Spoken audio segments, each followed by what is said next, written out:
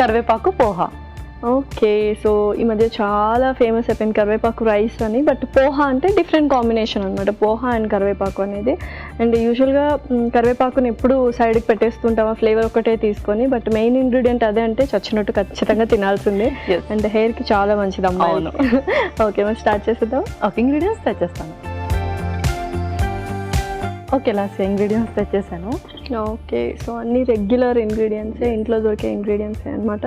So actually ఇందాక మాట్లాడుకున్నట్టు best wise option యాక్చువల్గా చెప్పాలంటే కరివేపాకుతో ఏదైనా మెయిన్ ఇంగ్రీడియంట్గా యూస్ చేయడము. అండ్ పోహా ఆల్రెడీ నువ్వు నానబెట్టి తీసుకొచ్చావు. అవును.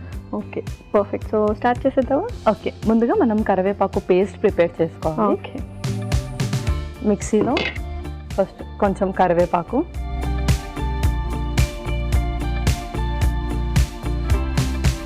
ఆ తర్వాత పచ్చిమిర్చి,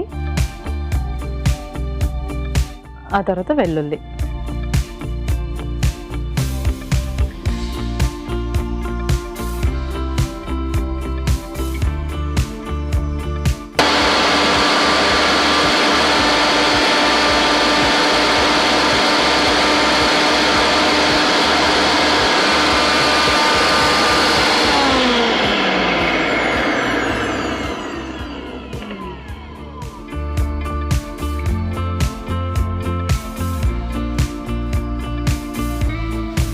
ఓకే.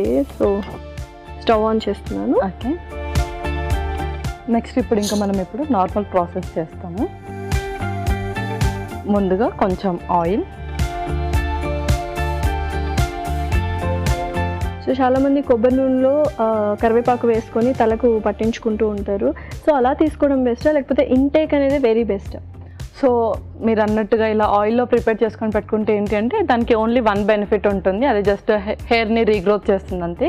అదే మనం ఎవ్రీడేగానే కరివేపాకు తీసుకుంటే దాంతోపాటు చాలా బెనిఫిట్స్ వస్తాయి. అంటే దాంట్లో మంచి యాంటీబ్యాక్టీరియల్ ప్రాపర్టీస్ ఉంటాయి అండ్ అలాగే మంచి వైటమిన్స్ అండ్ మినరల్స్ కూడా ఉంటాయి. కాబట్టి ఇంటేక్గా తీసుకుంటే చాలా బెనిఫిట్స్ ఉంటాయి మనకు. అంటే ఏదైనా సరే వైటమిన్ కే ఎక్కువగా ఉంటుంది, ఏ ఎక్కువగా ఉంటుంది.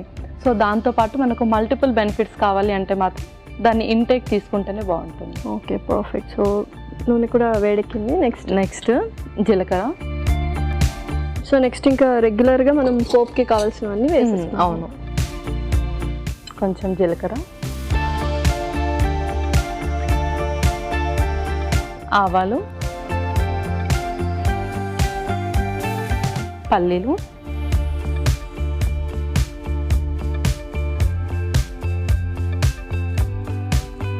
శనగపప్పు,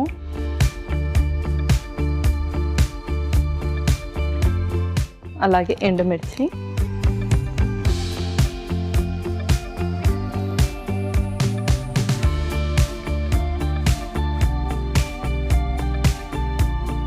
ఇప్పుడు కరివేపాకు పేస్ట్.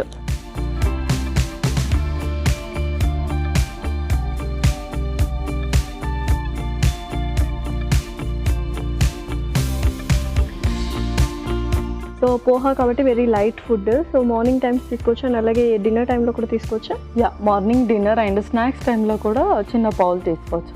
పర్ఫెక్ట్. ఓకే, నెక్స్ట్ కొంచెం పసుపు,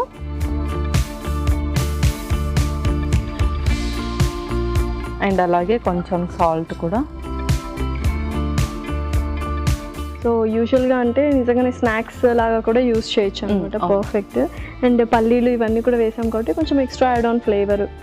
ఓకే, సో నెక్స్ట్ ఇంకా పోహా వేసేద్దాం ఫైనల్లీ. Okay,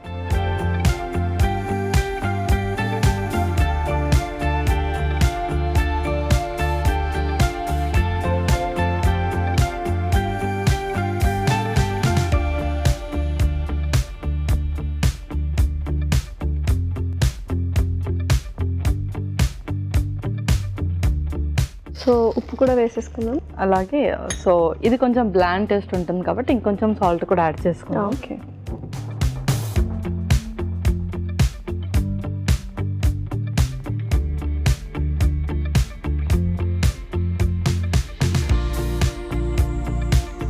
okay. సో కాస్త ఫ్రై అవ్వాలి, ఆ ఫ్లేవర్స్ మొత్తం పోహా కూడా పట్టాలి, కరివేపాకు ఫ్లేవర్స్. ఓకే పల్లవి, సో చక్కగా అయిపోయింది, కుక్ అయిపోయింది. ఇంకా సర్వ్ చేసుకుందాం. ఇంకా మనం సర్వ్ చేసుకుందాం.